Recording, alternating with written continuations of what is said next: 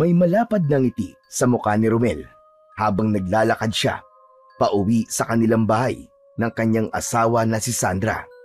Sa kamay niya ay meron siyang isang puting rosas na paboritong bulaklak ng asawa niya. Ang puting rosas ay mula sa hardin ni Don Carlito kung saan nagtatrabaho siya roon bilang isang hardinero. 4 na taon munang naging magkasintahan sina Romel at Sandra bago sila ikinasal sa maliit na simbahan sa Barrio Tinago sa Siquijor.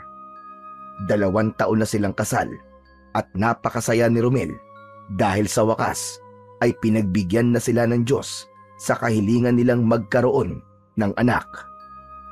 Sa panahon na yon ay 5 buwan nang buntis si Sandra sa una nilang anak. Nang makarating si Romel sa kanilang kubo, ay nakita niya sa likod ng kubo si Sandra na abala sa pagdidilig ng mga tanim nitong gulay. Dahil sa tutok ito sa ginagawa, ay hindi nito napansin ang pagdating ng asawa niyang si Romel. Sa kabila ng pagiging buntis ni Sandra, ay hindi yon naging hadlang sa sipag nitong alagaan ang mga gulay at itinitinda yon sa harap ng kanilang bahay. Walang kamalay-malay si Sandra sa paglapit ni Romel sa kanya. Mabagal ang pagakbang ni Romel at sinadya niyang hindi lumikha ng ingay. Nang nasa likod na siya ni Sandra, ay marahan niyang tinakpan ang mga mata ni Sandra gamit ang 2 niyang kamay. Napapitlag si Sandra, ngunit agad din siyang natawa. "Hulaan mo kung sino ko." Ha? Ang baho naman ng kamay na to. Amoy lupa. Grabe naman siya. Huwag kang maarte. Sige na, hulaan mo na. Wala namang ibang gagawa sa akin yan kundi ang asawa kong makulit. Natatawa na lang na inalis ni Romel ang kanyang mga kamay. Nang humarap sa kanya si Sandra, ay itinapat niya sa mukha nito ang dala niyang puting rosas. Nagliwanag ang mukha ni Sandra, kasabay ng malaki nitong ngiti. Masaya nito yung tinanggap at inamoy. "Bulaklak, para sa pinakamaganda kong asawa." Aba, anong okasyon at may pabula-bulaklak ka pa? Kailangan ba ng okasyon para bigyan kita ng bulaklak? Hindi naman, pero alam mo, kahit bulaklak lang, kinikilig talaga ako. Natawa si Romel sa sinabing yun ng asawa at hinila si Sandra palapit sa kanya. Paano pa kaya kung halikan pa kita? Hindi na nakasagot si Sandra nang lumapat ang labi ni Romel sa labi niya. Mahigpit niya itong niyakap upang ipadama ang pagmamahal at pangungulila matapos ang maghapong hindi sila magkasama. Nang maghiwalay ang kanilang mga labi, ay napayakap si Sandra kay Romel. Tinitigan niya muna ang kanyang asawa at saka kinausap ito. Kumusta naman ang araw mo sa trabaho, mahal ko? Ayos lang naman. Kaya lang may mga bulaklak na pinipeste sa hardin. Kaya medyo mainit na naman ang ulo sa akin ni Don Carlito. Nasigawan pa nga ako kanina Buti na lang at matyaga ka sa kanya. Kung iba siguro yon, baka matagal na siyang iniwan kasi palaging mainit ang ulo niya Wala naman akong ibang pagpipilian Kailangan kong kumayod lalo na't malapit nang lumabas ang baby natin. Saka, iniintindi ko na lang si Don Carlito. Lalo na't mag-isa lang siya sa buhay. Ganun nga yata kapag mag-isa. Palaging mainit ang ulo. Teka, kumusta naman ang benta mo ng gulay kanina? Matumal ang benta kanina. Siguro kasi marami na rin ang nagtatanim ng gulay dito sa lugar natin. Pinisil ni Romel ang kamay ng kanyang asawa at hinagod yon ng marahan. Ayos lang yun. Huwag mong istresin ang sarili mo sa benta. Mas importante ngayon, mag-focus ka sa baby natin, ha? Yumuko si Romel at inilapit ang muka sa tiyan ng asawa. Maingat niyang hinaplos ang bilugang tiyan ng asawa at sa kamaraang nagsalita. Baby, ikaw ha? Magpakabait ka dyan sa loob ng tiyan ng nanay mo, ha? Huwag mong pahihirapan ng nanay mo. Konting tiis na lang, makikita ka na namin. Ay nako, Romel!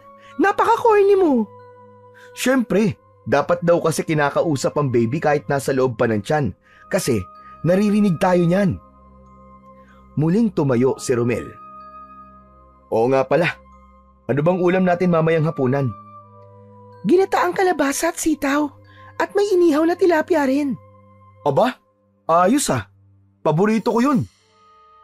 Siya, sige na. Kaya maglinis ka na ng katawan. Magluluto na ako pagkatapos ko magdilig. Yes, ma'am. Nakangiting iniwan ni Romel si Sandra at pumasok na sa loob ng bahay nila. Habang nililinis ang katawan, hindi niya mapigilang mapangiti. Napakaswerte niya sa buhay. May mabuti siyang asawa at may paparating pang dagdag sa kanilang pamilya. At kahit hindi marangya ang kanilang buhay, ay payapa at masaya naman sila ni Sandra. Wala na siyang ibang hiling, kundi manatili silang ganun habang buhay. Kaya naman, palaging sinasabi ni Romel sa sarili na gagawin niya ang lahat upang protektahan ang kanyang pamilya. Kinagabihan, sa loob ng munting bahay ni Romel ay nakaupo siya sa maliit nilang hapagkainan kasama ang kanyang asawang si Sandra. Nasa gitna ng mesa ang isang mangkok ng mainit na ginataang kalabasa at sitaw, habang sa isang bandehado naman ay nakapatong ang inihaw na tilapia. Habang kumakain ang mag-asawa, napapikit si Romel sa sarap ng unang subo niya. Uy, ayos! Grabe, Sandra! Ang sarap mo talaga magluto. Hindi ko alam kung paano mo napapasarap ng ganito ang pagkain kahit simpleng ulam lang. Nambola ka pa talaga. Alam mo, para naman kasi sa'yo, wala namang hindi masarap sa niluluto ko, no? Sinasabi ko lang naman ang totoo, mahal ko. Masarap talaga ang luto mo. Tignan mo, at medyo nagkakaroon na nga ako ng tiyan, oh. Napangiti si Sandra bago seryosong nagsalita. Teka, maiba nga ako, Romel. Alam mo ba, noong nakaraang gabi, muntik nang atakihin ng aswang yung buntis na asawa ni Erwin. Usap-usapan yung kanina dito. Ha? Saan mo narinig yan? Kay Aling Feli. Sabi niya, narinig daw ni Erwin ang iyak ng asawa niya. Tapos, nakita niya may anino sa may bintana nila.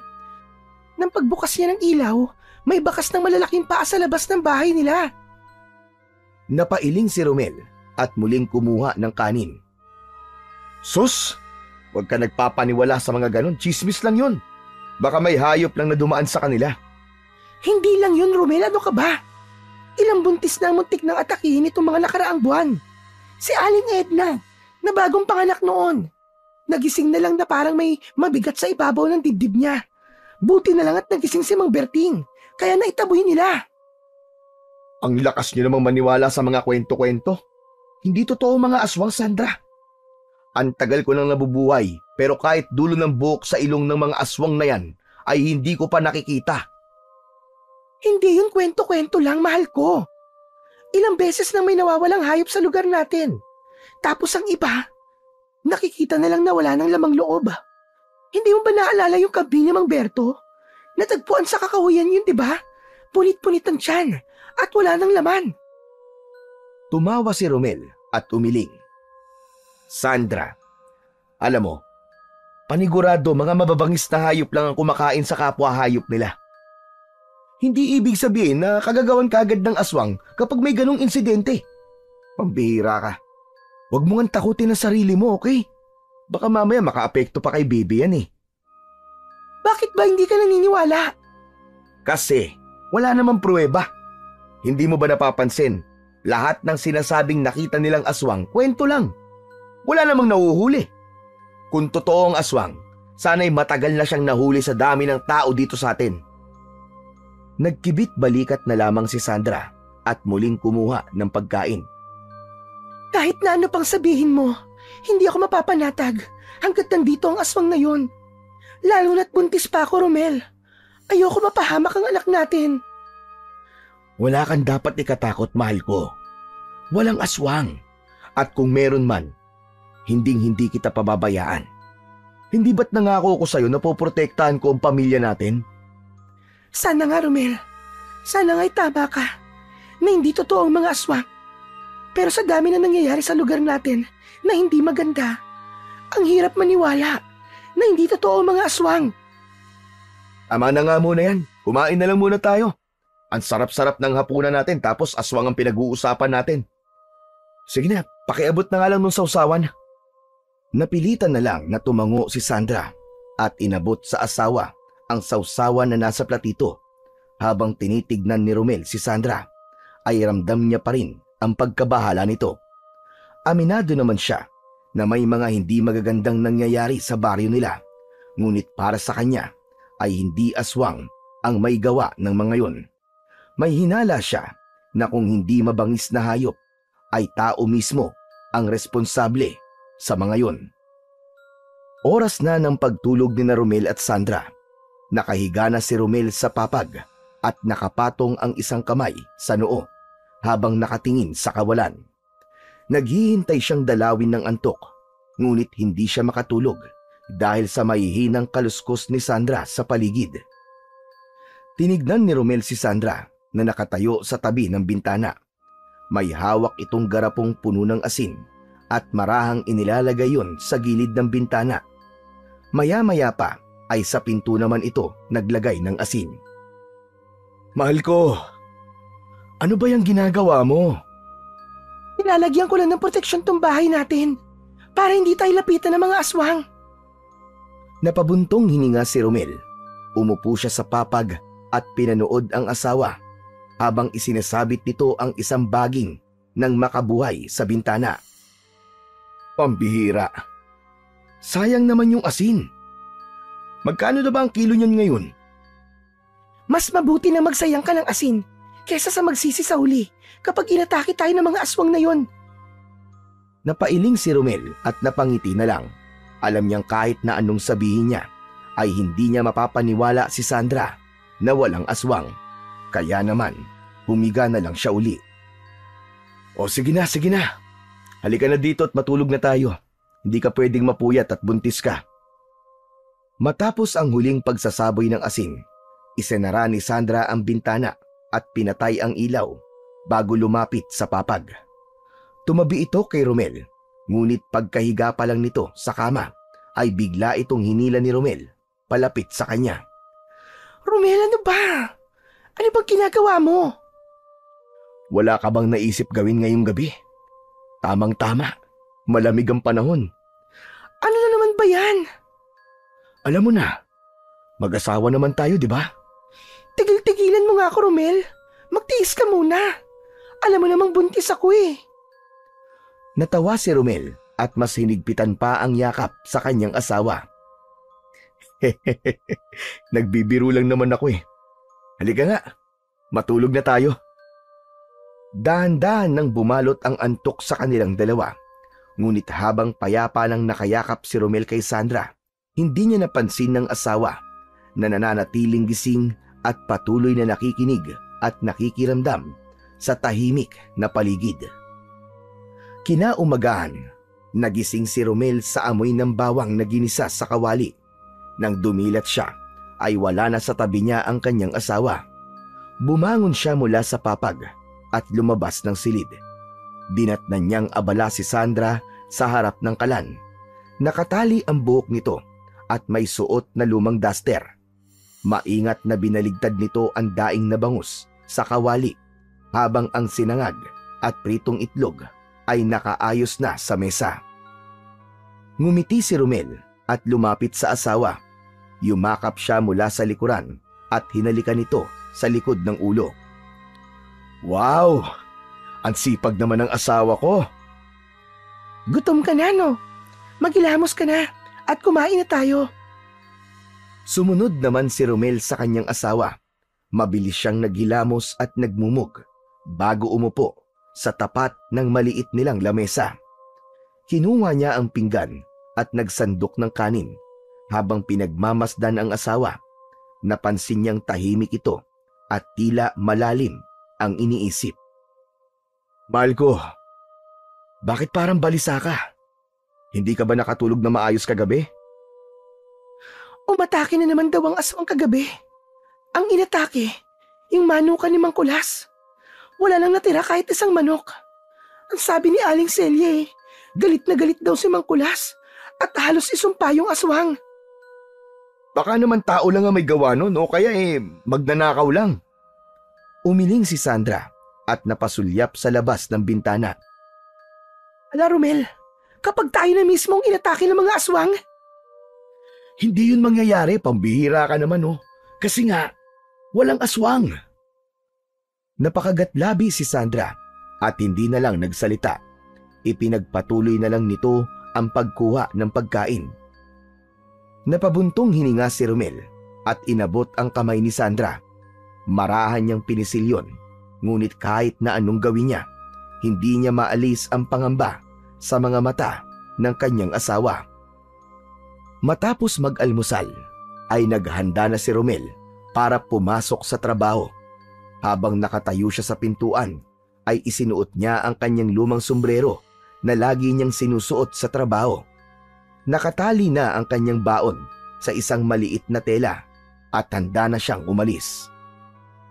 Samantalang si Sandra naman ay nakatayo sa tabi ng bintana at halatang mabigat pa rin ang loob.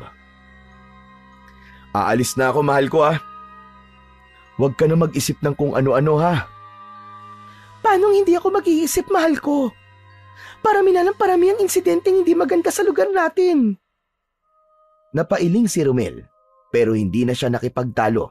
Sa halip, lumapit siya kay Sandra at marahang niyakap ito. Ay nako, ang asawa ko. Huwag ka mag-alala. Walang mangyayari sa atin. Basta huwag ka masyado magpapagod at alagaan mo palagi ang sarili mo at si baby. Napayakap na rin si Sandra kay Romel. Mag-iingat ka, Romel, ha? Oo naman. Mamayang hapon, magkikita ulit tayo. At sa huling sulyap niya kay Sandra, bago siya umalis, ay alam niyang hindi pa rin mapapanatag ang loob nito. Ngunit wala siyang magawa dahil kailangan niyang pumasok sa kanyang trabaho.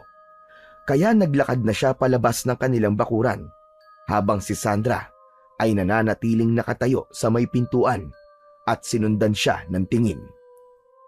Sinimulan na ni Romel ang paglalakad papunta sa mansyon ni Don Carlito. Medyo sumisikat na ang araw at ang hamog ay makikita pang bumabalot sa kapaligiran. Habang naglalakad, ay napansin niyang may ilang kalalakihan na patungo sa gubat habang may dalang mga itak. Napakunot ng noo si Romel at nagtataka siya kung anong gagawin ng mga yon sa gubat. Sa kanyang paglalakad, ay nadaanan niya ang kubo ni Lolo Gusting. Isa yung matandang albularyo at kilalang antingero sa kanilang lugar.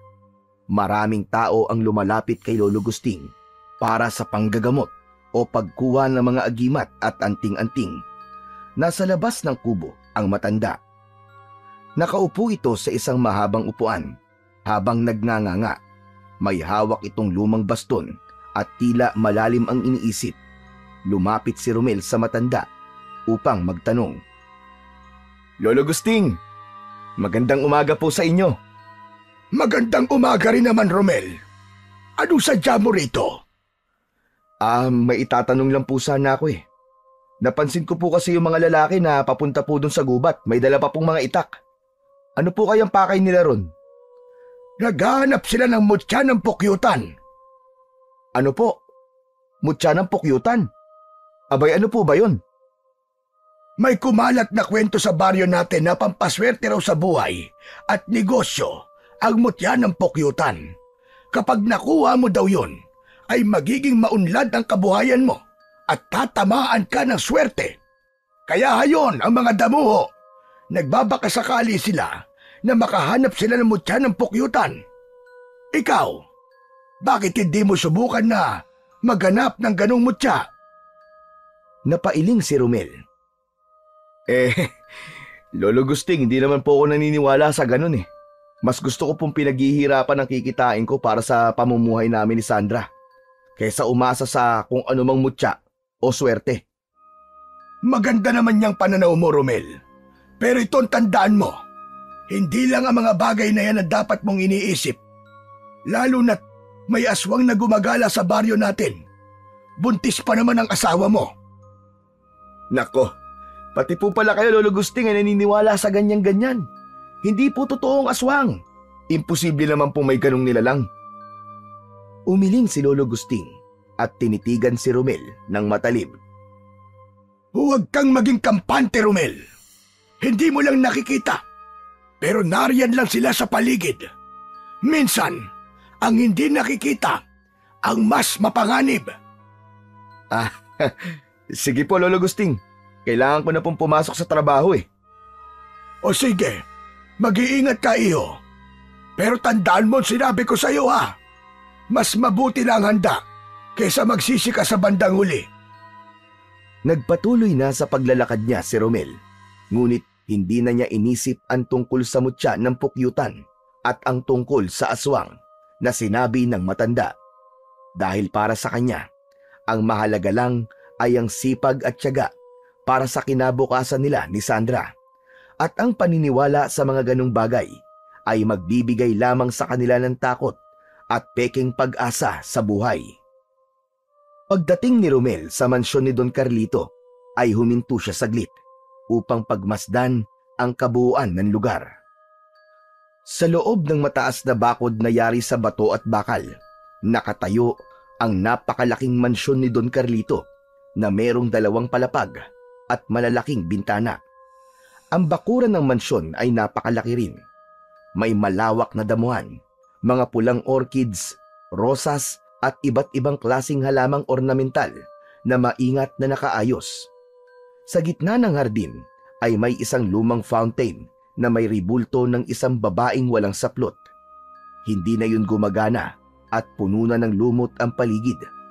Sa isang bahagi naman ng bakuran ay may malalaking puno ng akasya na nagbibigay ng lilim sa buong lugar. Huminga ng malalim si Romel at agad na nagtungo sa garden shed upang kunin ang kanyang gamit at sinimulan na niya ang pagtatrabaho. Sinimulan niyang linisin ang damuhan, pinutol niya ang mahahabang damo at hinukay ang lupa upang alisin ang mga ugat ng ligaw na halaman. Pagkatapos nun ay pumunta siya sa hanay ng mga tanim upang alisin ang mga tuyong dahon at patay na bulaklak. Habang abala sa pag-uukay ng lupa upang magtanim ng bagong halaman, napansin niyang may ilang bahagi ng hardin na tila hindi madalas puntahan. Mas makapal ang mga damo at may lumang bakal na rehas na natatakpan ng gumagapang na halaman. Maya-maya pa, lumabas mula sa malawak na balkonahe ng mansyon ang isang matandang lalaki. Yun ay walang iba kundi si Don Carlito. Nakatayo ito roon habang nakatitig kay Romel habang hawak ang isang baston. Hindi ito kumikibo. Ramdam ni Romel ang malamig na titig nito sa kanya. Wala sa sarili niyang napalunok si Romel, ngunit agad siyang bumalik sa kanyang gawain. Hindi niya alam kung bakit, pero pakiramdam niya ay may kung anong bumabalot na misteryo sa loob ng mansyon at bakuran nito. Habang abala si Romel sa pag-aayos ng mga halaman sa hardin, biglang naramdaman niyang may lumalapit sa kanya. Napalingon siya at agad na nakaramdam ng kaba nang makita niyang si Don Carlito mismo ang papalapit. Matalim ang titig ng matanda at kahit hindi pa ito nagsasalita, ramdam ni Romel ang bigat ng presensya nito. Mabilis siyang tumayo ng tuwid at pinilit ngumiti. Magandang umaga po, Don Carlito. Walang maganda sa umaga ko. Dahil napepeste pa rin ang mga sunflower ko sa likod ng bahay. Ano, Romel? Wala ka bang ginagawa doon? Don Carlito, kailangan po kasing linisin ng lupa at gamitan po ng organikong pang-spray para hindi mamatay ang ibang halaman. Pwede rin pong... Wala akong pakialam kung anong dapat mong gawin. Ang gusto ko, gawin mo kagad. Hindi kita binabayaran para lang patayin lahat ng halaman ko. Napayuko si Romel at mabilis na humingi ng pasensya. Pasensya na po, Don Carlito. Aayusin ko na po kagad. Tinitigan siya ng matanda ng matagal bago tumalikod at naglakad palayo. Naririnig ni Romel ang mahinang pagtuktok ng baston nito sa lupa habang naglalakad ito. Nang makapasok na ang matanda sa mansyon, saka lamang siya nakahinga ng maluwag. Masungit, istrikto, walang pasensya. Yun ang mga salitang mailalarawan ni Romel kay Don Carlito. Pero sa kabila ng hindi magandang ugali ng matanda, ay walang magawa si Romel, kundi ang magtiis dahil ang pagiging hardinero niya ang nagbibigay ng pagkain sa hapag nila sa araw-araw. Nang wala na si Don Carlito, ay agad na tinungo ni Romel ang hardin sa likuran ng mansyon.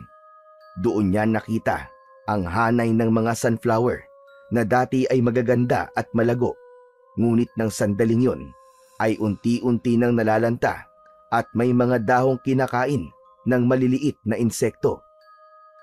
Mabilis siyang kumuha ng spray bottle na may lamang organikong pesticide mula sa imbakan.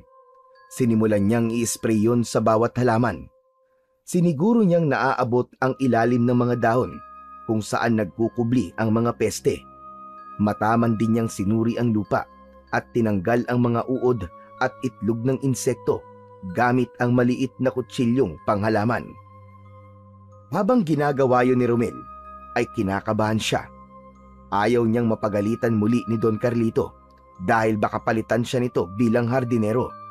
Mahirap maghanap ng trabaho, lalo na sa lugar nila. Nagpatuloy siya sa pag-aalaga sa mga natitirang malulusog pang sunflower. Naglagay siya ng pataba sa lupa at nagdilig ng sapat upang bumalik ang sigla ng mga halaman. Nang matapos, saglit siyang tumayo at pinagmasdan ang kanyang ginawa. Mas malinis na ang taniman at kahit hindi kagad makikita ang resulta, alam niyang kahit paano ay magiging maayos na ang mga sunflower sa mga susunod na araw. Nang matapos na ang oras ng trabaho ni Romel, ay naghanda na siya para umuwi. Naglakad na siya palabas ng bakuran ng mansyon ni Don Carlito. Ngunit bago pa siya makalabas, napansin niya ang hanay ng puting rosas sa gilid ng hardin. Napahinto si Romel saglit. Alam niyang kahapon lang ay nabigyan niya na ang asawa niya ng puting rosas. Pero alam din niyang labis itong nag-aalala sa mga nangyayari sa kanilang baryo. Naisip niya na kung bibigyan niya uli ito ng paborito nitong bulaklak, ay mababawasan kahit papano ang bigat ng loob nito. Lumapit si Romel sa mga nakatanim na puting rosas. Pinili niya ang pinakamagandang bulaklak at maingat siyang pumitas ng isa. Ngunit bago pa niya mailagay sa bulsa ang bulaklak, ay may biglang malaking boses na bumasag sa katahimikan. Ano ginagawa mo, Romel?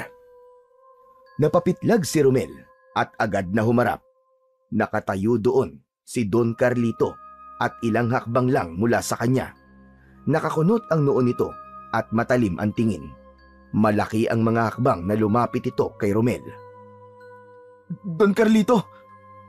Bakit mo pinipitas ang bulaklak nang hindi ka nagsasabi sa akin? Pasensya na po. Paborito kasi ng asawa ko ang puting rosas. Naisipan ko pong bigyan siya para kahit papano po gumaan po ang pakiramdam niya. Wala akong pakialam sa paboritong bulaklak ng asawa mo. Ang ginagawa mo ay pagnanakaw. Dahil kumukuha ka ng bulaklak na pagmamayari ko. Nako, pasensya na po Don Carlito. Hindi na po mauulit. Matagal siyang tinignan ng matanda bago ito nagsalita muli. Sa susunod na kumuha ka ulit ng bulaklak ko o kahit na anong halaman dito nang hindi nagpapaalam, maghanap-hanap ka na ng ibang trabaho, Romel. Tandaan mo yan. Opo, pasensya na po talaga Don Carlito. Sige na, umalis ka na. Patapos na ang araw ay sinira mo pa. Mabilis na tumalikod si Romel at tinungo ang labasan habang ang puting rosas ay mahigpit na nakakuyom sa kanyang kamay. Mabilis siyang humakbang papalayo habang ramdam niya ang nakasunod na tingin ni Don Carlito. Nang tuluyan na siyang makalayo, ay saka lang niya ibinalik sa normal ang bilis ng kanyang paglalakad. Hindi napigilan ni Romel ang mapailing. Labis siyang nagsisi kung bakit siya kumuha ng puting rosas sa hardin ni Don Carlito nang hindi nagpapaalam. Akala niya kasi ay hindi ito magagalit kasi isang bulaklak lang naman ang kinuha niya. Pero nagkamali siya. Kung paano siya tignan at sigawan ni Don Carlito kanina ay parang isang malaking kasalanan ang nagawa niya. Humugot si Romel ng malalim na buntong hininga. Kailangan mag-ingat na siya sa susunod. Ayaw niyang mawalan ng trabaho, lalo na't kailangan nila ni Sandra ng pera para sa panganganak nito. Habang naglalakad, napadaan muli si Romel sa kubo ni Lolo Gusting. Napansin niyang may ilang kalalakihan na nakatayo sa labas ng kubo habang hawak ang kanilang mga muka na namamaga. Napakunot ng noo si Romel. Nang lumapit siya ng kaunti, ay doon niya napansin na tadtad ng pamamaga ang mga lalaki, hindi lang sa muka, kundi maging sa ibang parte ng katawan ng mga yon. Agad niyang napagtanto kung ano ang dahilan. Sus Mariosep, nakagat siguro ng bubuyog ang mga to. Yan ang napapala nyo sa pagpunta sa gubat. Hindi napigilan ni Romel ang pagtawa ng mahina habang nakatingin sa mga muka ng mga lalaki na parang pinagtulungan ng isang batalyon na bubuyog. Alam niya na ang dahilan kung bakit nangyari yon sa mga lalaki ay dahil sa paghahanap ng mga ito sa mutya ng pukyutan. Napapailing na nagpatuloy na lamang si Romel sa paglalakad at sinabi niya sa kanyang sarili na hindi niya ilalagay sa panganib ang sarili niyang buhay para sa isang mutya na walang kasiguraduhan kung totoo ngang may dalang swerte. Nang makarating si Romel sa bahay, ay agad niyang hinanap ang kanyang asawang si Sandra. Nakita niya itong nakaupo sa may tabi ng bintana habang nakatanaw sa malayo na tila malalim pa rin ang iniisip. Lumapit si Romel sa kanyang asawa at tumingin ito sa kanya. Ngumiti siya at inilabas ang puting rosas mula sa kanyang likuran. Para sa iyo, mahal ko. Kinuha ni Sandra ang bulaklak at inamoy-amoy yon. Nagpasalamat ito, ngunit agad ding napansin ito ang malaking ngiti ni Romel. Bakit parang ang saya mo naman, mahal ko? May nangyari bang maganda? Ay nako, nakita ko kasi kanina yung mga lalaking nagpapagamot kay Lolo Gusting. Lahat sila ay inatake ng bubuyog. Ang lalaki ng mukha nila, magang-maga. Ha? Bakit naman sila inatake ng mga bubuyog? Eh paano? Naghahanap kasi sila ng mutya ng pukyutan. Ayun, pinagpiestahan sila ng bubuyog. Grabe kung makikita mo, puro maga ang mukha nila. Mutya ng pukyutan? Ngayon ko lang yata narinig yan ah. Ang sabi ni Lolo Gusting, swerte raw yun sa negosyo at sa buhay. Ewan ko ba kung bakit desperadong yumaman ng mga tao rito sa atin. Sa ganung paraan ha? Kahit ano na lang pinapatulan. Napaisip si Sandra at tumingin kay Romel ng seryoso. Romel, bakit hindi mo subukang hanapin yung mutya na yun? Malay mo, totoo yun. Alam mo namang, ang dami nating problema, di ba? Paano kung yun ang sagot para gumaan ang buhay natin? Wag na, Sandra. Hindi ako naniniwala sa mga ganyan-ganyan. At saka wala akong oras na maghanap ng mutya ng pukyutan na yun, ano? Mas mabuti pa na magtrabaho na lang ako ng maayos at sigurado pa na meron akong sahod.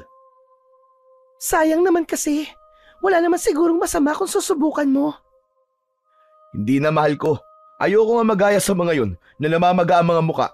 Isa pa, kapag masipag kang magtrabaho, siswertehin ka talaga. Hindi mo na kailangan ng mutya o kahit na anong anting-anting. O paano? Maliligo muna ako ha. Matapos yun, ay kumuha na si Romel ng damit at tuwalya. Nagtungo siya sa maliit nilang palikuran na nasa likod ng kanilang kubo at nagsimulang maligo.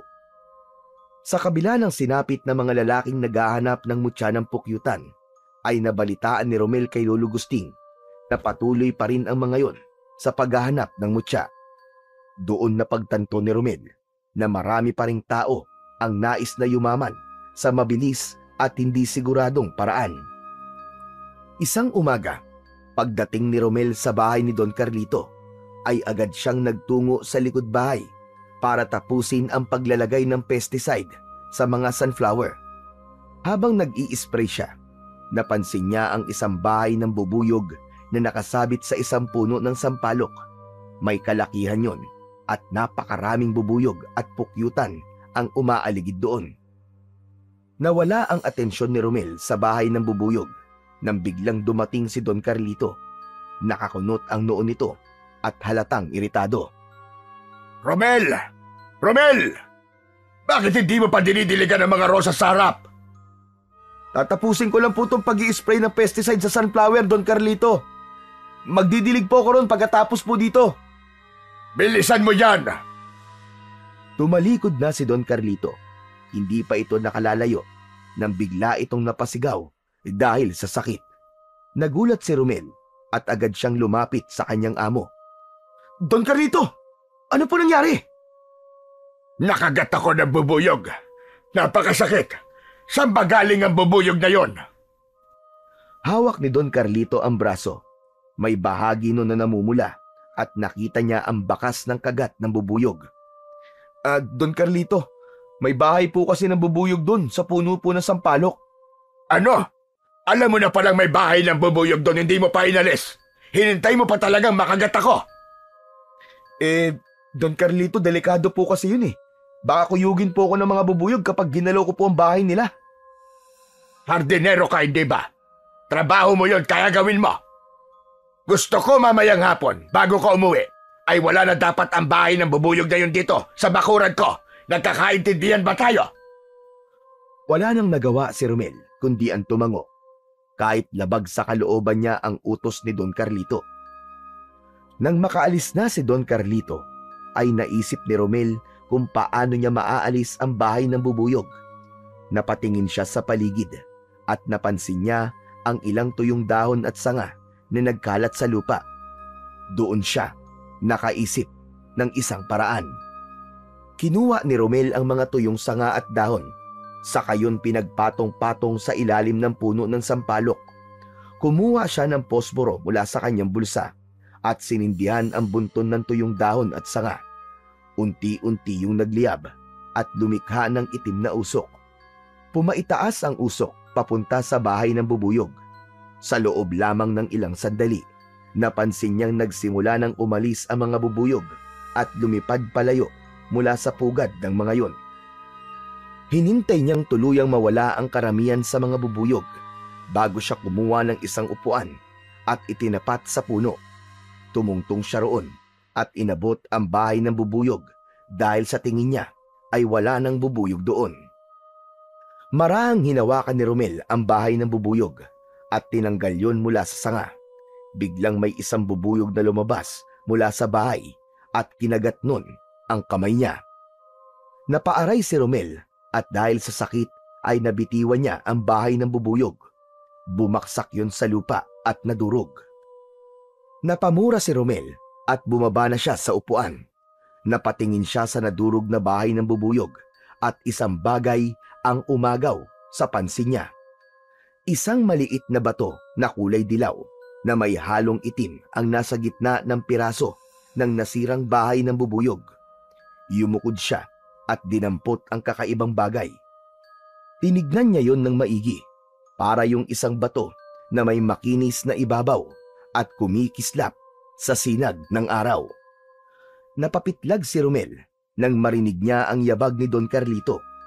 Wala sa sarili na naibulsa niya ang bagay na yon at humarap sa kanyang amo. Romel, tapos mo na ba pinapagawa ko sa'yo? Opo, naalis ko na po yung bahay ng bubuyog. Siguraduhin mong wala ng bubuyog dyan. Kapag ako nakagat uli niyan, itatali kita dyan sa puno ng sampalok at ipapakagat kita sa mga bubuyog. Wala na po talaga, Don Carlito.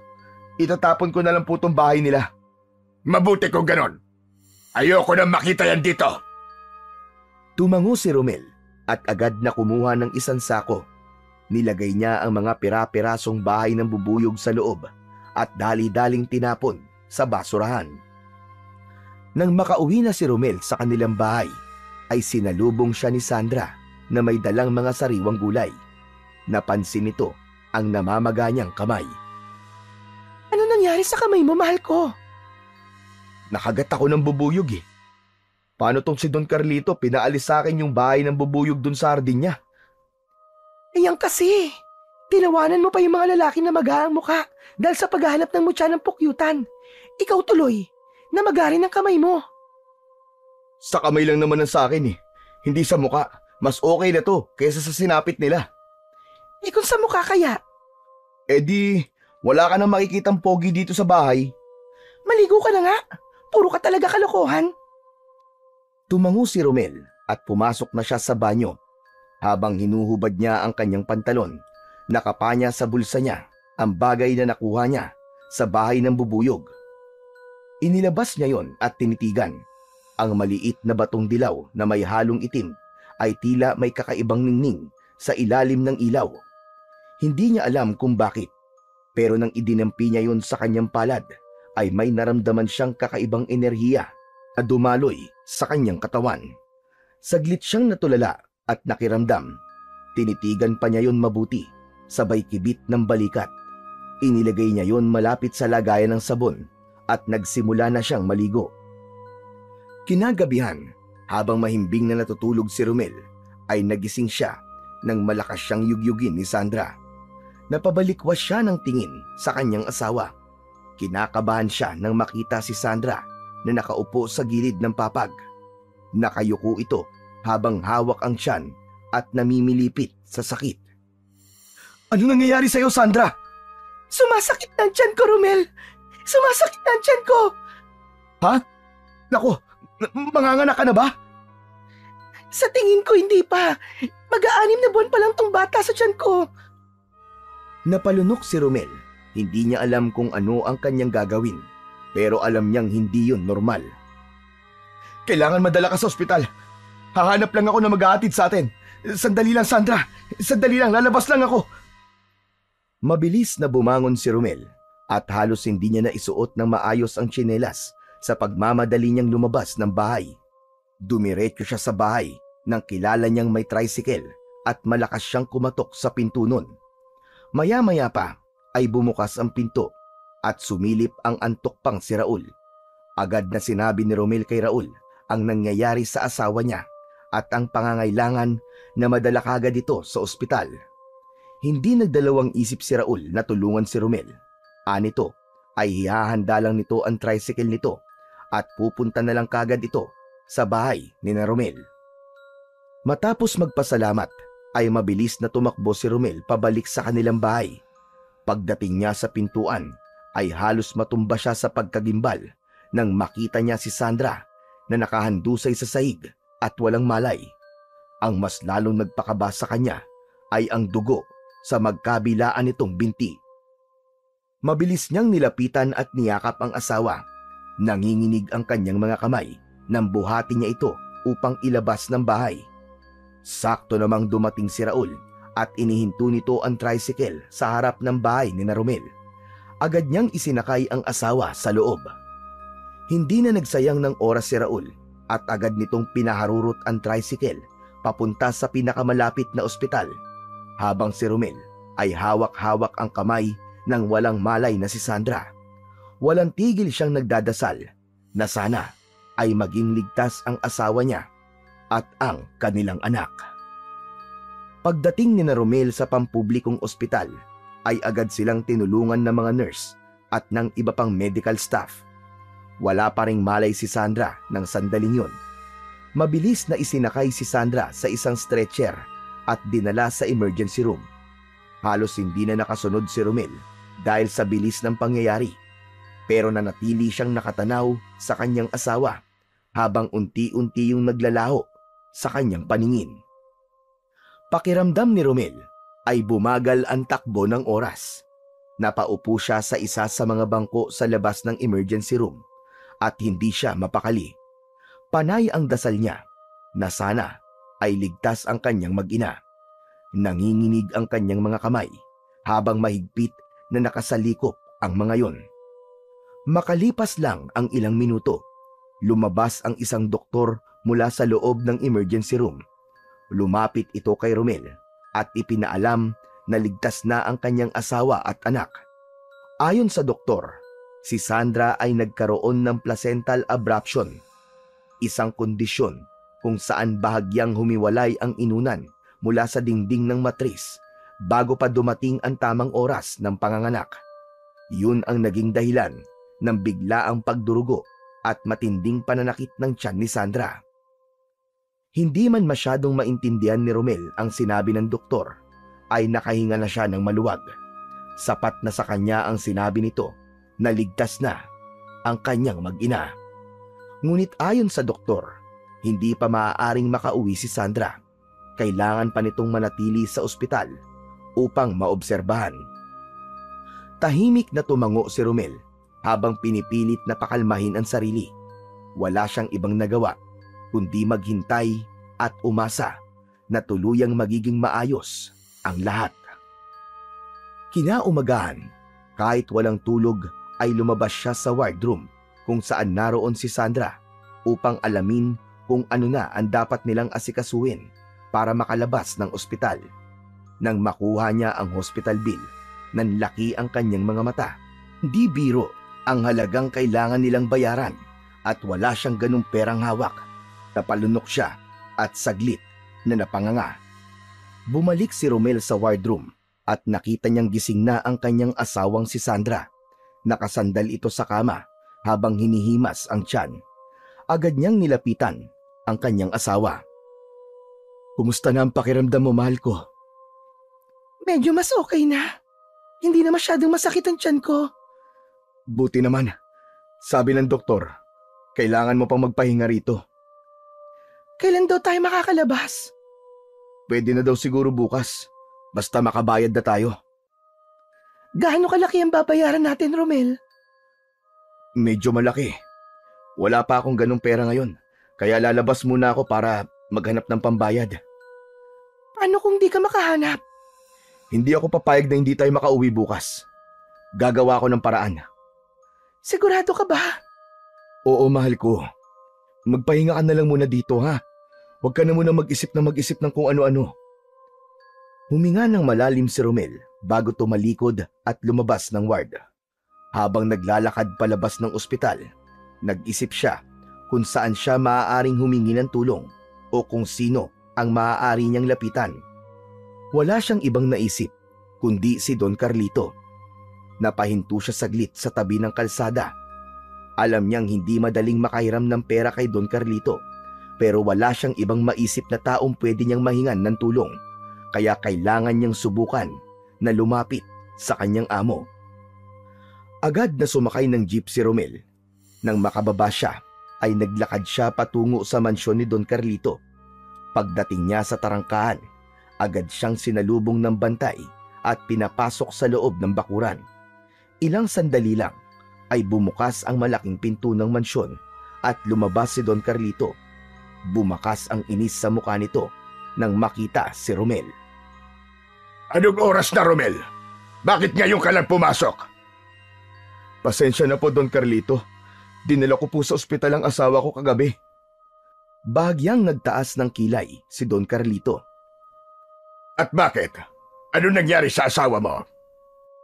"Dinugo po siya kagabi, Don Carlito eh. Hindi ko naman po masyadong naintindihan yung paliwanag ng doktor. Pero ligtas na po siya at ang anak namin. Kaya lang po nasa ospital pa rin po siya hanggang ngayon." Nanlaki ang mga mata ni Don Carlito. Tila nawala ang inis nito at napalitan yon ng pagkabigla. Anak nyo? Aba, buntis ba ang asawa mo? "Opo, mag-aanim na buwan na po ang tiyan niya." Muling natahimik si Don Carlito. Napansin ni Romel ang saglit na pagbabago ng ekspresyon nito, ngunit hindi niya mawari kung bakit. "Don Carlito, kakapalan ko na po ang mukha ko. Babali po sana ako ng 2 buwan kung sahod kung maaari lang. May kailangan po kasi akong bayaran sa ospital para makauwi na po ang asawa ko." Ay, sige. Walang problema. Nagulat si Romel sa bilis ng pagsang-ayon ni Don Carlito. Pumasok muli si Don Carlito sa mansyon nito. Makalipas ang ilang minuto, ay bumalik si Don Carlito na may hawak na puting sobre. Iniabot nito yon kay Romel. Yan ang 2 buwan mong sahod. Dinagdagan ko na rin yan. "Naku, Don Carlito, sobra-sobra na po ito. Kahit po yung 2 buwan na sahod ko lang po ang ibigay niyo sa akin." Huwag mo nang tanggihan, Romel. Minsan lang ako tumulong, kaya tanggapin mo na. Maraming salamat po ulit, Don Carlito." Tumango lang si Don Carlito bago tumalikod at pumasok muli sa mansyon.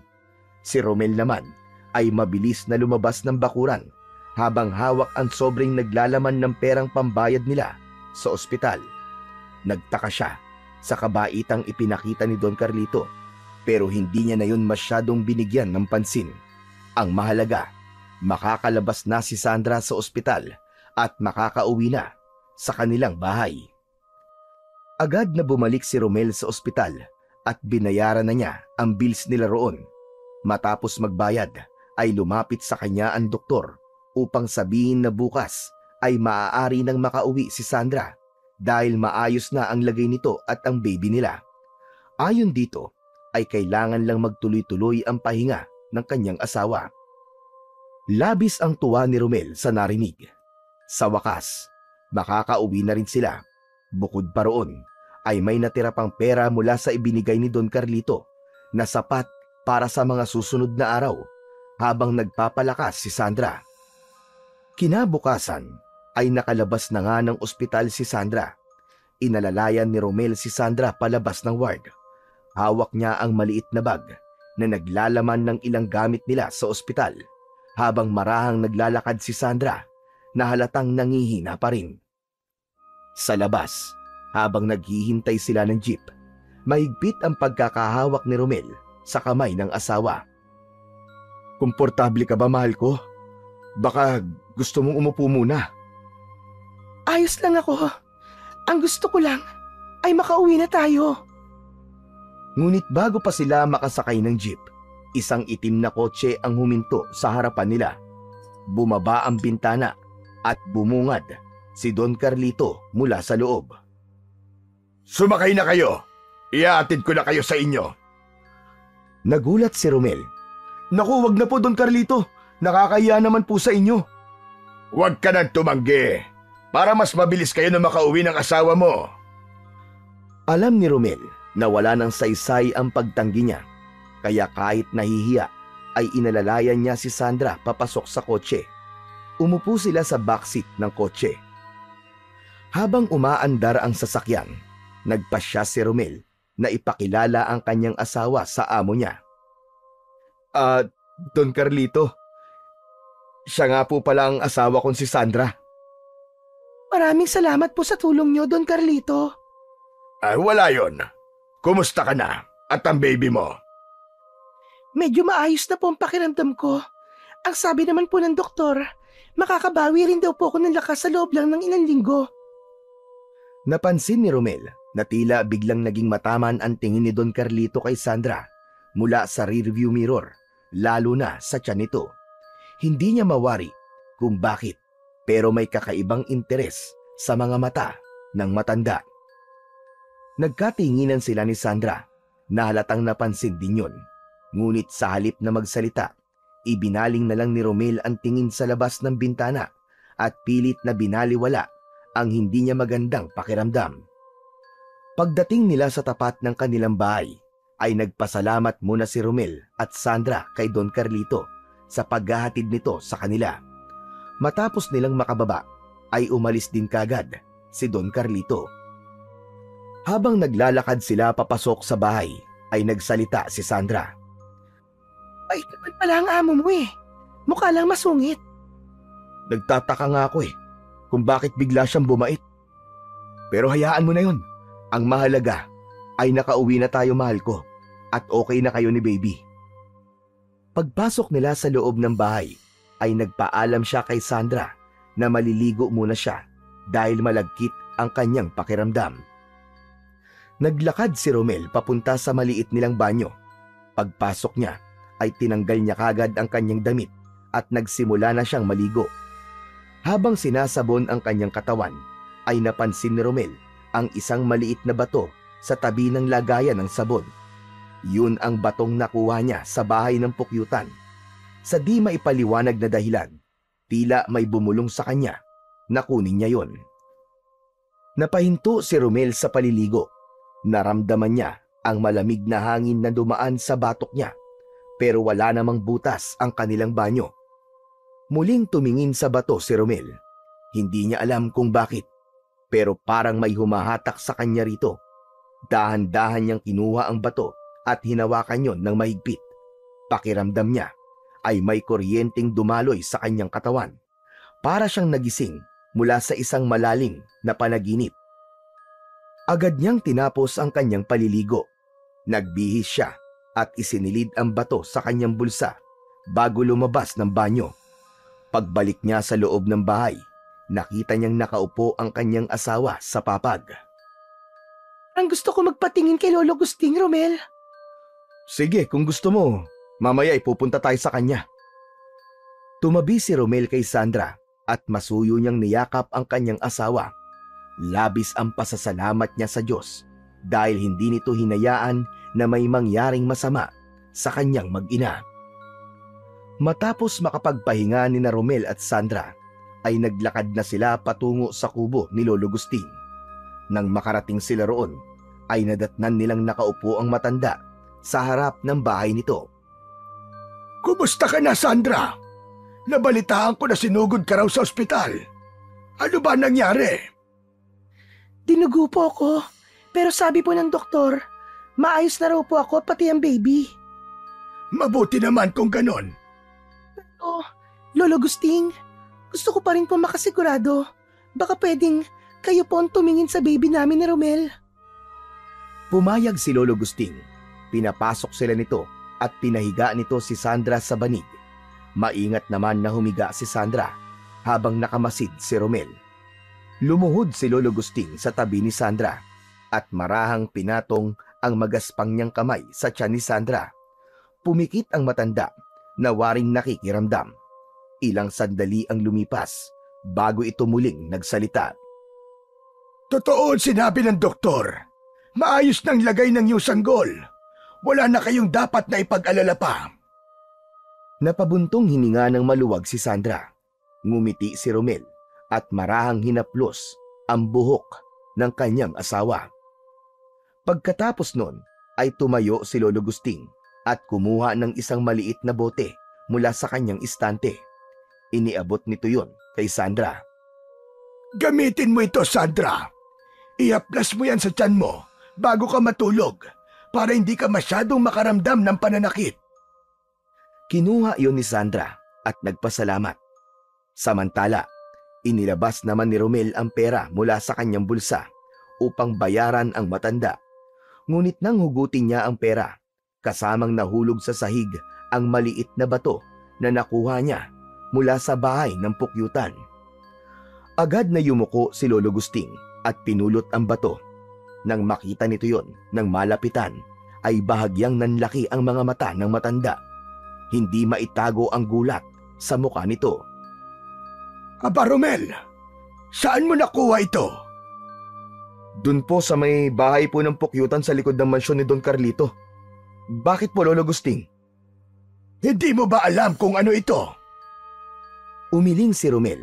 Mas lalo siyang nagtaka sa reaksyon ng matanda. Ito ang mutya ng pukyutan. Napakaswerte mo, Romel. Maraming naghahanap ng mutyang ito dito sa baryo natin, pero ikaw ang nakahanap. Ibinalik ni Lolo Gusting ang mutya ng pukyutan sa kamay ni Romel. Itago mo yan at huwag mong aalisin sa katawan mo. Hanggat nasa iyo ang mutya, asahan mong maraming swerte darating sa buhay niyong mag-asawa. Saglit na tinignan ni Romel ang mutya bago yun itinago sa kanyang bulsa. Lolo Gusting, hindi naman po ako naniniwala sa mga ganyan-ganyan eh. Kinuha ko lang po to kasi kakaiba po ang itsura. Maniniwala ka rin sa mga susunod na araw dahil sa swerteng dadalhin yan sa inyo. Nagpalitan ng tingin sina Romel at Sandra. Hindi nila alam kung paniniwalaan ba nila ang sinabi ng matanda o hindi. Pagkatapos nilang magtungo sa kubo ni Lolo Gusting, ay umuwi na rin sina Romel at Sandra.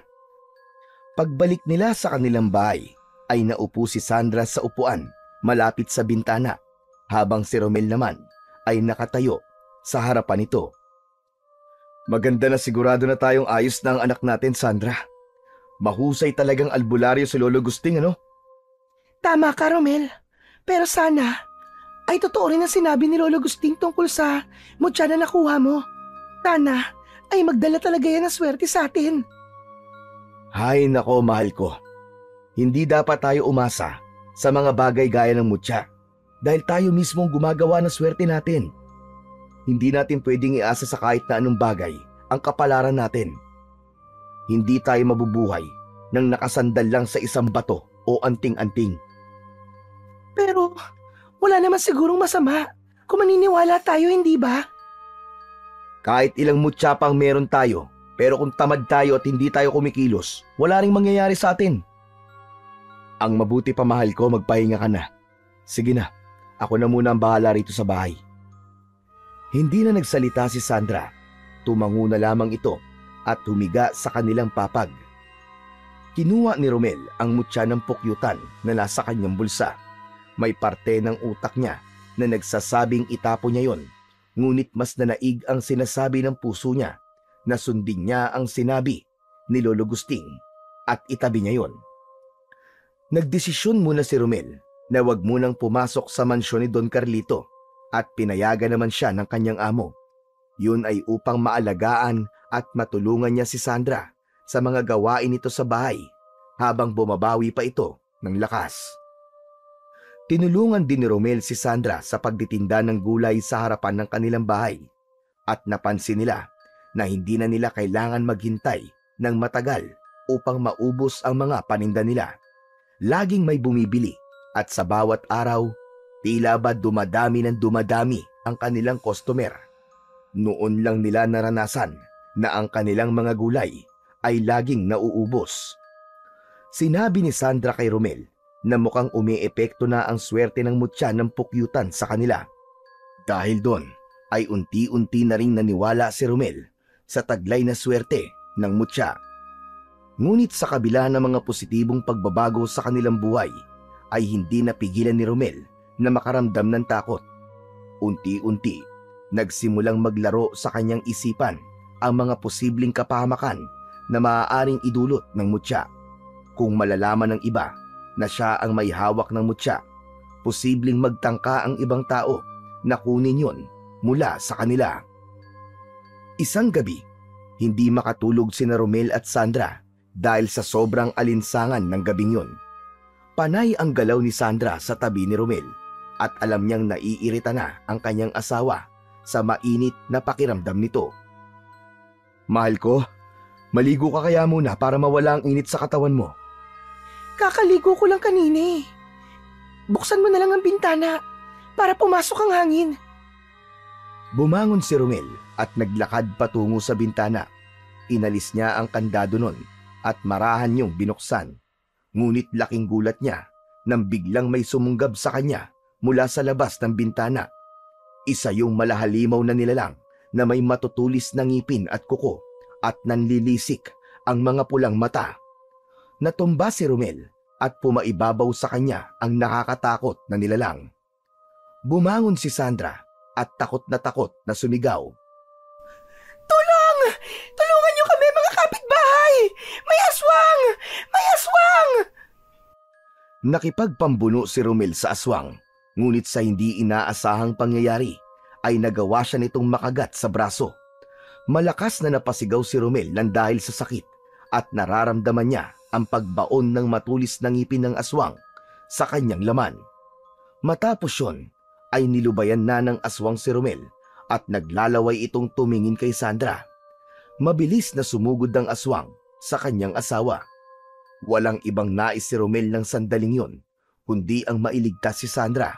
Sa pagtayo niya, ay naramdaman niya ang pagdaloy ng enerhiya mula sa mutya ng pukyutan na nasa kanyang bulsa.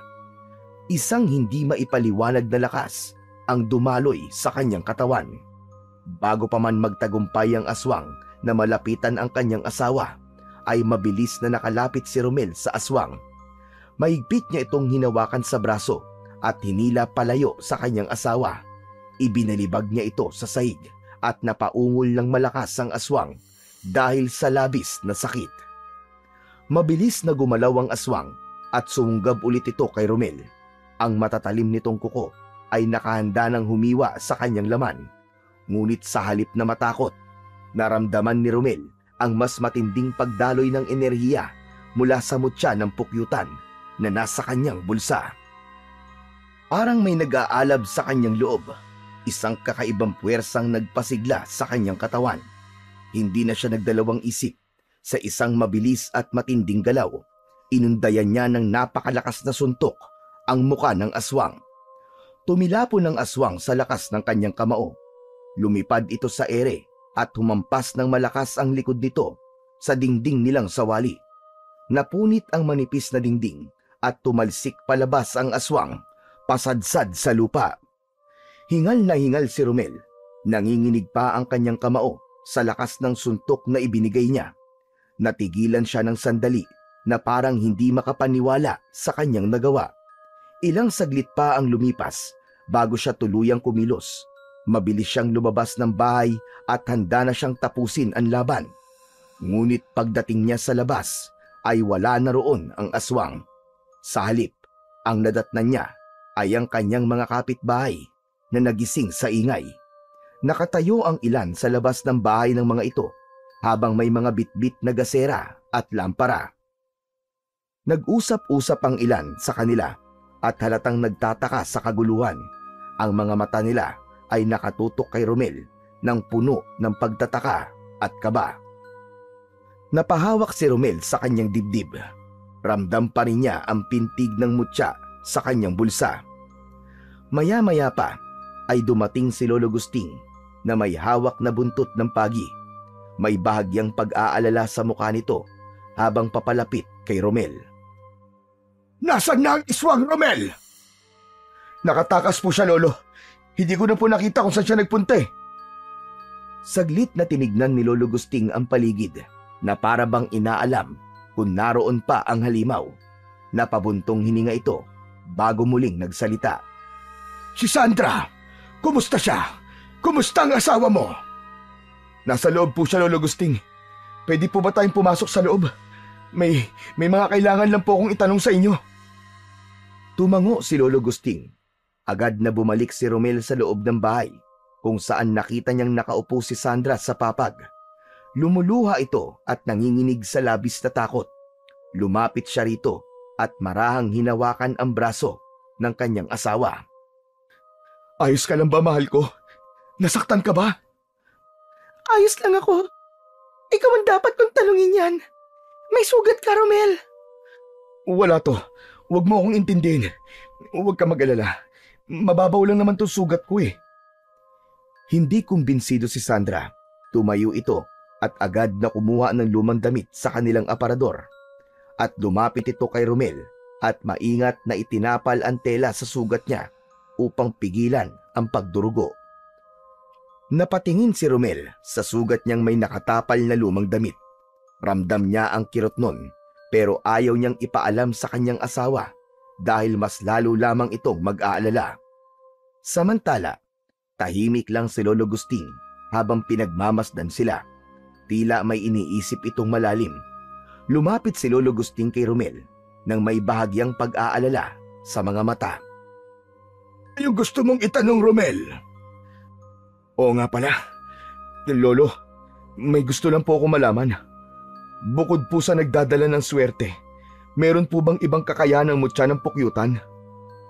Sa pagkakaalam ko, ang mutya ng pukyutan ay talagang nagdadala lang ng swerte. Yun lang ang alam kong kakayahan nito. Abay, bakit mo na itanong? Nag-aalangan si Romel na sumagot. Pinakiramdaman niya ang sarili bago bumuntong hininga at tuluyang nagsalita. Lolo Gusting, kanina po kasi, nang umatake ang aswang, ay may naramdaman po akong kakaiba. Para bang may enerhiyang biglang dumaloy sa katawan ko galing sa mutya. Bigla po akong lumakas. Ang bilis po ng kilos ko at hindi ko alam kung paano ko nagawa ang mga yun.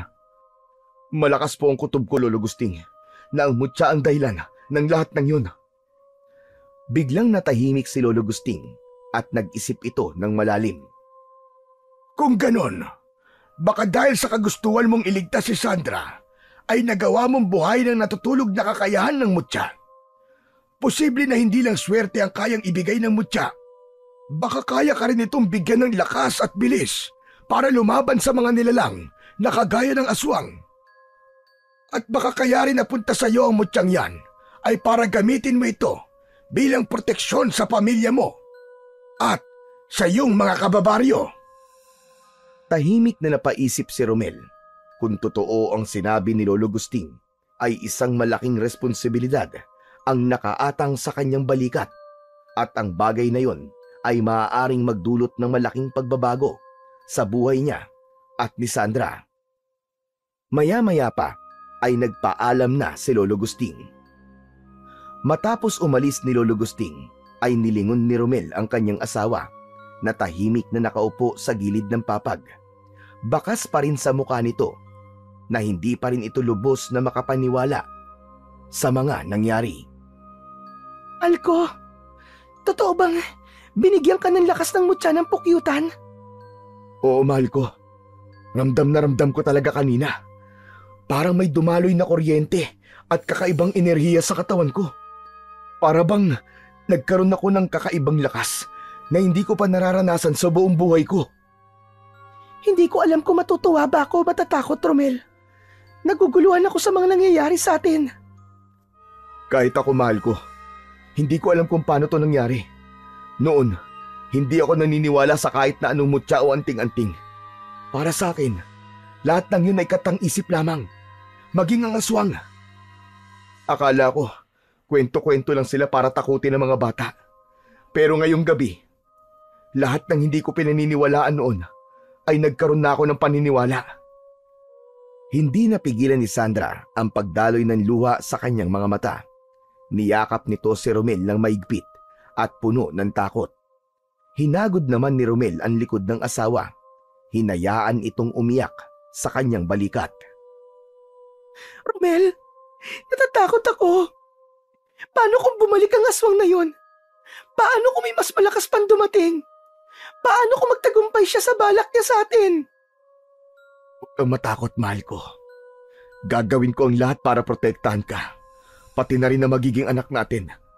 Hindi ako papayag na may mangyaring masama sa inyong dalawa. Pinapangako ko yan. Mas hinigpitan ni Sandra ang yakap nito kay Romel. Patuloy naman si Romel sa pagpapakalma sa kanyang asawa. Nais niyang maramdaman ito na habang nasa tabi siya nito ay walang masamang mangyayari sa kanya. Nang sumunod na araw ay kinailangan na ni Romel na bumalik sa pagtatrabaho. Sa ilalim ng tirik na araw ay tahimik na inasikaso ni Romel ang mga bulaklak sa malawak na hardin ng mansyon ni Don Carlito. Hawak niya ang isang maliit na pala habang maingat na tinatanggal ang mga damong sumisibol sa pagitan ng mga halamang rosas.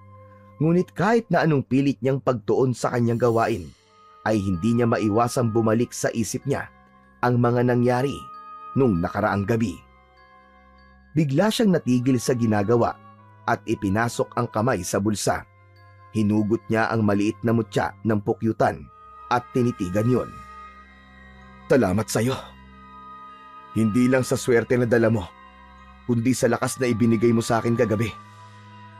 Marahang isinara ni Romel ang palad, saka muling isinilid ang mutya sa kanyang bulsa. Malalim siyang huminga bago bumalik sa kanyang trabaho. Ilang saglit pa, napansin niyang hindi pa niya nakikita si Don Carlito mula nang dumating siya kaninang umaga.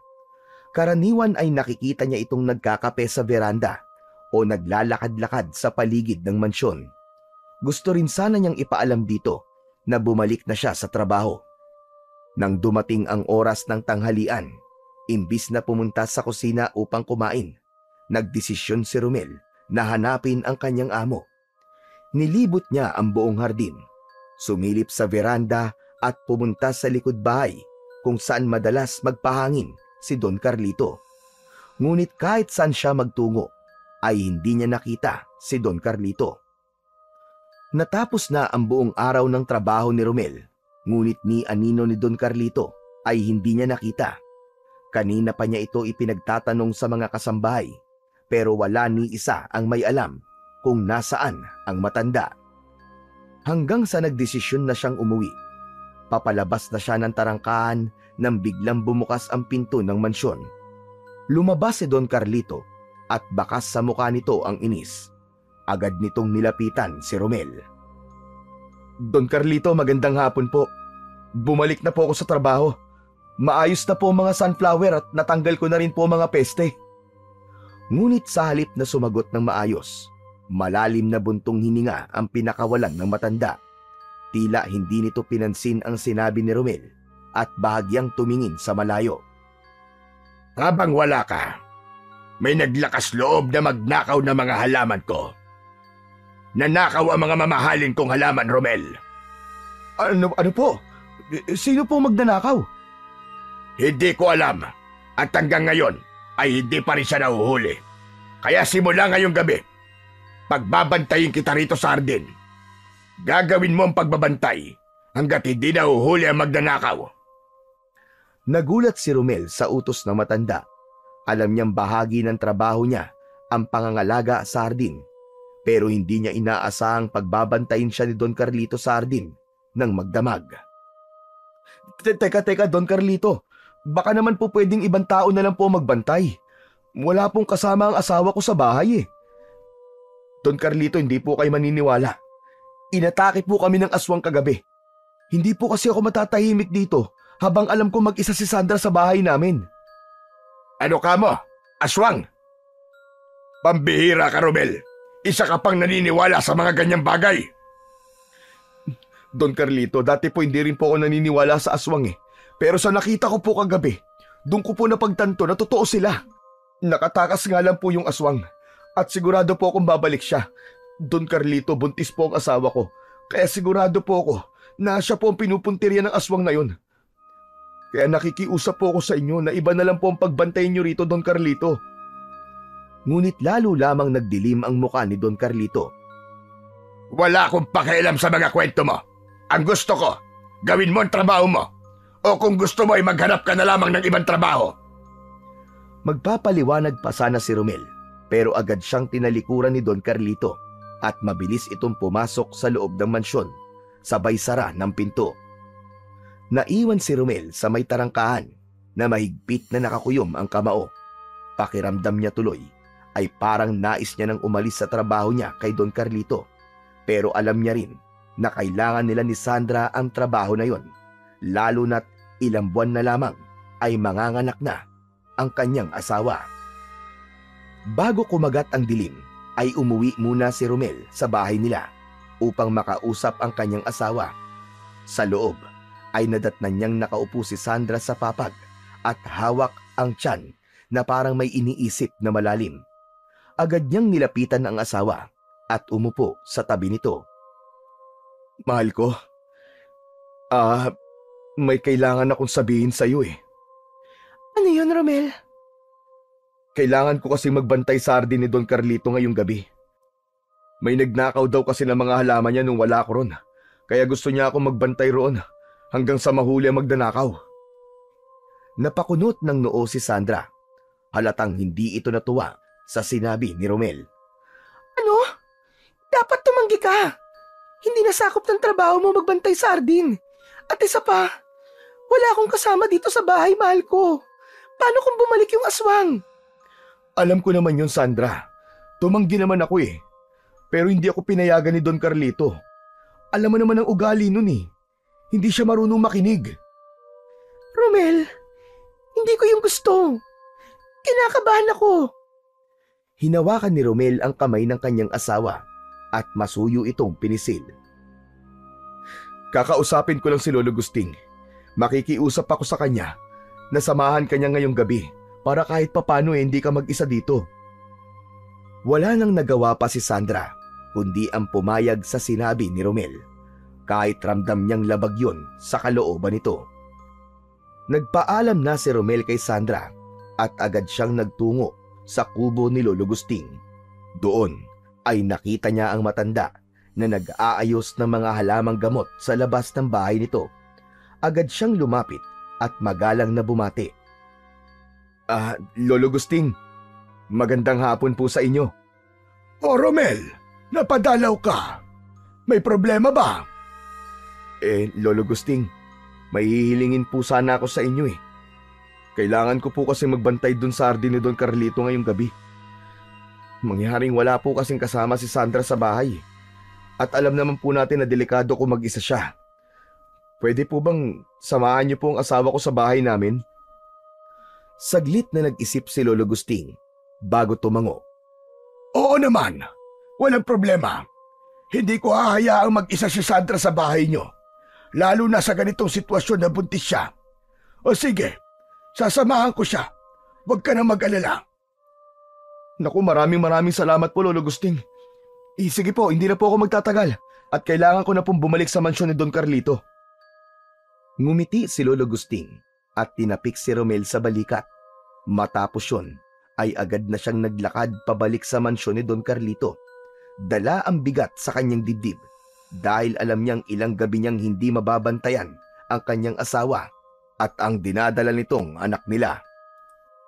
Nang makabalik na si Romel sa mansyon ni Don Carlito, ay nagsimula na siyang magbantay. Nang tuluyan ng dumilim, ay naging mas tahimik ang buong paligid. Paminsan-minsan ay iniikot niya ang kanyang paningin sa bawat sulok ng hardin upang masiguro na walang ibang tao ang naroon. Hindi na iwasan ni Romel na mag-alala para sa kanyang asawa kahit pa alam niyang kasama nito si Lolo Gusting. Ligtas man ito sa piling ng matanda, hindi niya maialis sa isip niya na baka bumalik ang aswang na umatake sa kanila. Paulit-ulit niyang iniisip kung tama ba na iniwan niya ang kanyang mag-ina sa gabi na yon. May mga sandaling gusto niyang sumaglit pa uwi para lang silipin kung maayos ang lagay ni na Sandra. Ngunit alam niyang hindi maaaring mangyari yon. Kung mahuhuli siya ni Don Carlito na wala sa kanyang pwesto, ay siguradong magagalit yon sa kanya at baka yun pa ang ikatanggal niya sa kanyang trabaho. Wala nang nagawa si Romel kundi ang ipagdasal na lamang ang kaligtasan ng kanyang pamilya.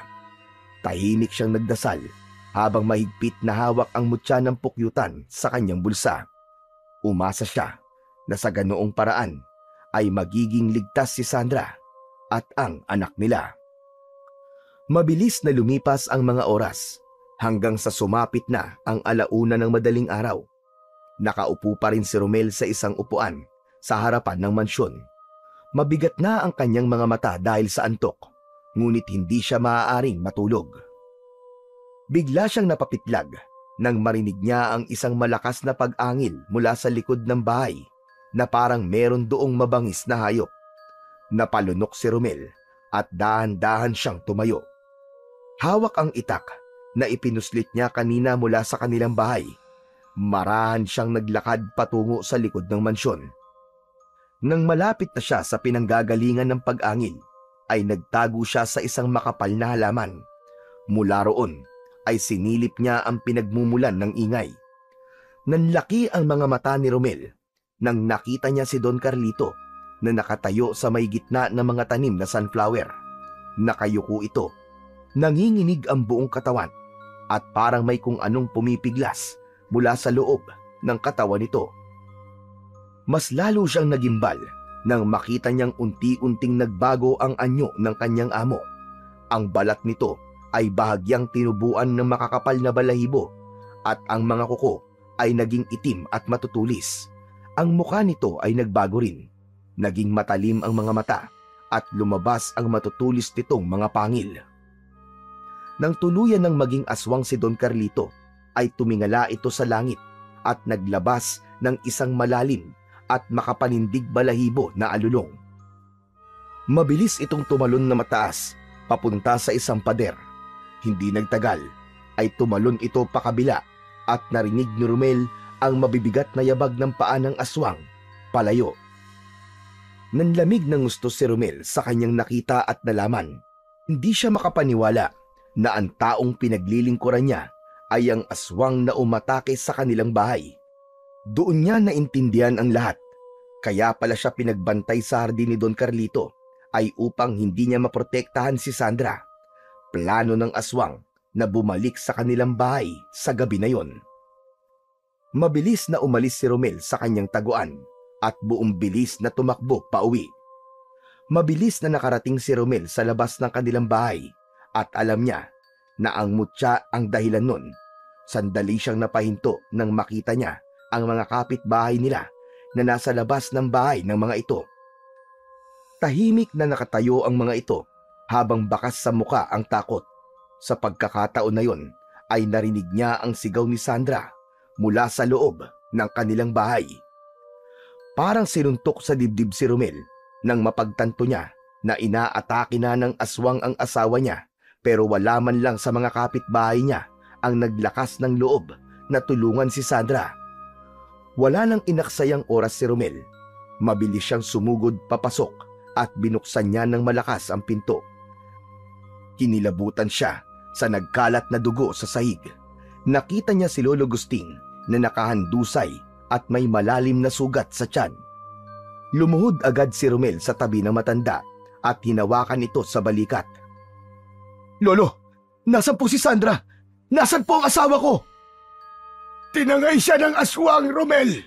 Sa likod sila dumaan. Bilisan mo, Romel! Iligtas mo ang asawa mo! Napakuyom ng kamao si Romel at mabilis siyang tumayo. Lumabas siya ng bahay at nagtungo sa likod ng bahay, pero hindi niya alam kung saan direksyon dinala ng aswang si Sandra. Inilabas niya ang mutya ng pukyutan mula sa kanyang bulsa. Mahigpit niya yung hinawakan sa kanyang palad. Mutya ng pukyutan, tulungan mo akong hanapin si Sandra. Kailangan kong mailigtas ang asawa ko sa aswang na yun. Naramdaman ni Romel na nag-init ang mutya sa kanyang kamay at dumaloy sa kanyang katawan ang isang kakaibang pakiramdam. Biglang naging matalas ang kanyang pandinig hanggang sa naramdaman niya ang presensya ng aswang sa isang direksyon. Mabilis na tumakbo si Romel at sinundan ang direksyon na tila ibinubulong sa kanya ng mutya habang dala ang itak. Wala siyang ibang nasa isip kundi ang mailigtas ang kanyang asawa bago mahuli ang lahat. Sa ilalim ng malamlam na liwanag ng buwan ay tumakbo si Romel sa gitna ng kakahuyan. Nang marating niya ang isang masukal na bahagi ng kakahuyan, ay natigilan siya sa kanyang nasaksihan. Nakahandusay si Sandra habang nakapikit at nanginginig, habang nasa ibabaw nito ang aswang. Sumiklab ang galit kay Romel, lalo na't kilala niya kung sino ang aswang na yon. Hayop ka, Don Carlito! Lumayo ka sa asawa ko! Lubayan mo siya! Napalingon ang aswang at ang mukha nito ay may halong pagkagulat. Maya-maya pa ay isang nakakatakot na ngisi ang pinakawalan ng aswang. Alam mo na pala ang sekreto ko, Romel. Hayop ka! Subukan mo na nasaktan ang asawa ko at hindi mo magugustuhan ang gagawin ko sa'yo!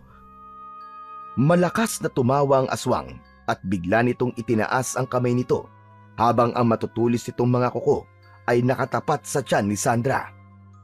Mabilis na tumakbo si Romel sa aswang at lumipad ang sipa niya sa muka ng aswang. Tumilapon ang aswang at nagpagulong-gulong sa lupa.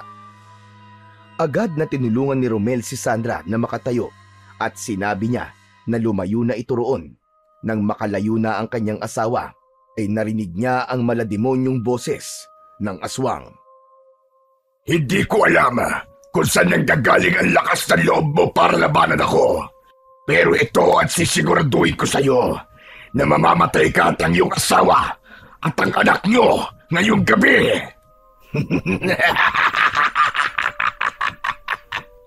Biglang sumugod ang aswang at isang mabilis na pag-atake ang pinakawalan nito. Ngunit mabilis na umiwas si Romel. Muling umatake ang aswang, ngunit sinalubong na ito ni Romel ng itak, pero nagawa rin yung iwasan ng aswang. Nagawang basahin ni Romel ang galaw ng aswang at sigurado siya na ang mutya ng pukyutan ang nagbigay sa kanya ng kakayahang yon. Tila ginagabayan siya nito sa kung ano ang dapat niyang gawin. Hanggang sa nagsimula ng magpalitan ng mabibilis na atake sina Romel at Don Carlito. Minsan ay nasasalag ni Romel ang pag-atake ng aswang, pero minsan naman ay nadadaplisan siya ng matatalas na kuko nito. Pero kahit nasugatan siya, ay hindi pa rin siya sumuko. Muling umatake ang aswang ng mas mabangis at mas mabilis, at bago pa makaiwas si Romel, ay naramdaman niya ang pagbaon ng mga kuko nito sa leeg niya. Mabuti na lang at bahagya siyang napaatras, kaya hindi ganun kalalim ang naging sugat niya. Naramdaman ni Romel ang pag-agos ng masaganang dugo sa sugat niya sa leeg. Nakaramdam siya ng panghihina at halos mawalan na siya ng balanse. Nakangising lumapit ang aswang kay Romel.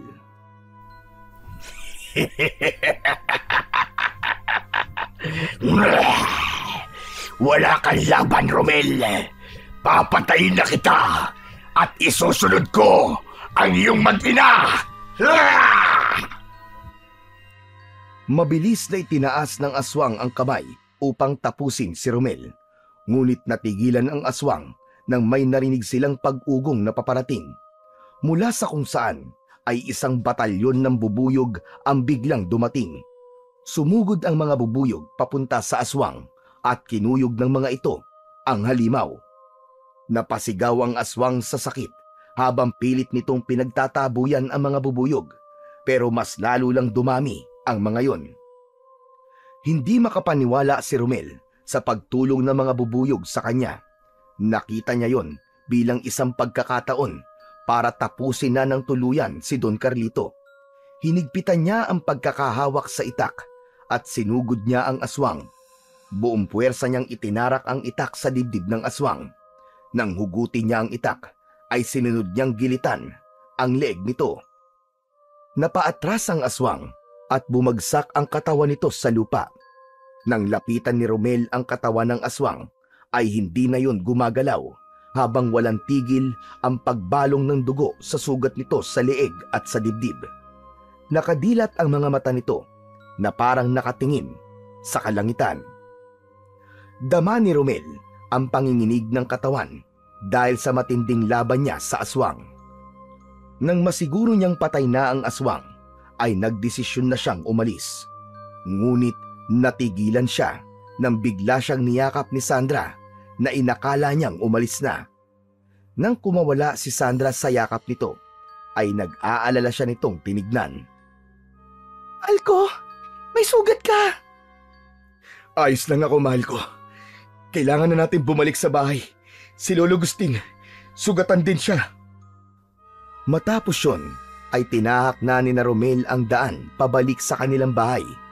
Kahit sugatan, ay mahigpit na inalalayan ni Romel si Sandra. Hindi huminto ang isip ni Romel sa pagbibigay ng pasasalamat sa mutya ng pukyutan. Alam niya na kung hindi dahil sa mutya, ay hindi niya mapapatay ang aswang at baka kung ano na ang nangyari sa kanyang asawa at sa anak nila na dinadala nito. Nang marating nila ang bahay nila, ay naroon pa rin ang mga kapitbahay nila na tila naghihintay sa pagbabalik ni Romel. Huminto si Romel sa harapan ng mga ito at matalim ang mga matang tinignan niya ang mga yon. Wala na. Napatay ko na ang aswang. Wala na kayong dapat na ikatakot. Pero sana sa susunod ay magkaroon ng puwang ang puso nyo sa pagtulong. May ilan na yumuko habang may iba namang lumingon palayo. Hindi na umasa si Romel ng tugon mula sa mga tao dahil sapat na para sa kanya na naipaalala niya sa mga tao ang naging pagkukulang nila na tulungan ang kapwa nila. Biglang dumating si Raul sakay ng tricycle nito at nagpresenta itong dalhin sina Romel, Sandra at Lolo Gusting sa ospital. Tinulungan din sila ni Raul na makasakay sa tricycle. Nang umandar na ang tricycle, ay naramdaman ni Romel ang bahagyang paghawak ni Sandra sa kanyang kamay. Tumingin siya sa kanyang asawa at ngumiti. Salamat, mahal ko. Maraming salamat sa'yo. Walang anuman, mahal ko. Alam mo naman na gagawin ko ang lahat para sa'yo at sa magiging anak natin. Habang binabaybay ng tricycle ang daan patungo sa ospital, ay unti-unting gumaan ang pakiramdam ni Romel. Alam niya na yun na ang simula ng pagbabalik ng kapayapaan at katahimikan sa kanilang lugar. Dahil wala na ang aswang na ilang taong nagdulot ng takot sa kanilang lahat. Makalipas ang ilang araw sa ospital, ay tuluyan ng nakalabas sina Romel at Lolo Gusting. Habang ang mga tao sa lugar nila ay labis na nagimbal nang malaman na ang mayamang si Don Carlito pala ang aswang na ilang taon nang nagdudulot ng takot at walang awang pumapatay ng tao sa kanilang lugar. Makalipas ang ilang buwan, isinilang ni Sandra ang isang malusog na sanggol na babae. Labis ang pasasalamat nilang mag-asawa dahil ligtas na nailuwal ni Sandra ang kanilang unang anak. Patuloy namang inalagaan ni Romel ang mutya ng pukyutan na naging isang mahalagang bahagi ng kanyang buhay. Sa tulong ng mutya ay mas lalong lumakas ang kita nila sa pagbibenta ng gulay. Ang dating maliit nilang hanap buhay ay lumago ng gusto hanggang sa hindi na kinailangan pa ni Romel na maghanap pa ng trabaho. Ang dating pangarap lamang nilang masigurong may sapat silang pangkabuhayan ay mabilis nilang nakamtan. Isang biyayang hindi nila inakala, ngunit lubos nilang ipinagpapasalamat. Sa lahat ng pinagdaanan ni Romel ay natutunan niya na hindi lahat ng halimaw ay nagtatago sa kadiliman. May iba na itinatago ang pagiging halimaw sa pamamagitan ng taglay nitong yaman at kapangyarihan. Ngunit higit sa lahat, natutunan niya na ang tunay na lakas ay hindi lamang nagmumula sa pisikal na kakayahan, kundi sa tapang na ipaglaban ang mga mahal niya sa buhay at ibang tao, kahit pa sarili niyang buhay ang maging kapalit para sa kaligtasan ng lahat. Naniniwala siya na hanggang tangan niya ang mutya ng pukyutan at may pananalig siya sa Diyos, ay palagi silang magiging ligtas at walang kampon ng kadiliman ang magtatagumpay sa maitim nitong balak, dahil ni minsan ay hindi nagwagi ang kasamaan laban sa kabutihan.